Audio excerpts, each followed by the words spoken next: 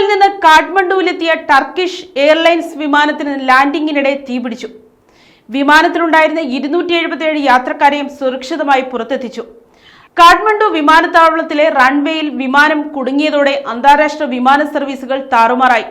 ഇന്ന് രാവിലെ 6:45ഓടെയാണ് സംഭവം. ഇസ്താംബൂളിൽ നിന്ന് വന്ന ടർക്കിഷ് എയർലൈൻസിന്റെ TK-726 വിമാനമാണ് അപകടത്തിൽപ്പെട്ടത്. ലാൻഡിംഗിനിടെ വിമാനത്തിന്റെ ചക്രങ്ങളിൽ നിന്ന് തീ പടരുകയായിരുന്നു. ഉടൻ തന്നെ അഗ്നിശമന സേന സ്ഥലത്തെത്തി നടപടികൾ സ്വീകരിച്ചതിനാൽ തീ വേഗത്തിൽ നിയന്ത്രണ വിധേയമാക്കാൻ സാധിച്ചു. നേപ്പാൾ സിവിൽ ഏവിയേഷൻ അതോറിറ്റിയുടെ കണക്കുകൾ പ്രകാരം 4 കുട്ടികൾ ഉൾപ്പെടെ 277 യാത്രക്കാരാണ് വിമാനത്തിൽ ഉണ്ടായിരുന്നത്. വിമാനത്തിന്റെ എമർജൻസി വാതിലുകൾ വഴിയാണ് യാത്രക്കാരെ പുറത്തിറക്കിയത്. രക്ഷാപ്രവർത്തനത്തിനിടെ ചില യാത്രക്കാർക്ക് നിസ്സാര പരിക്കേറ്റിട്ടുണ്ട്.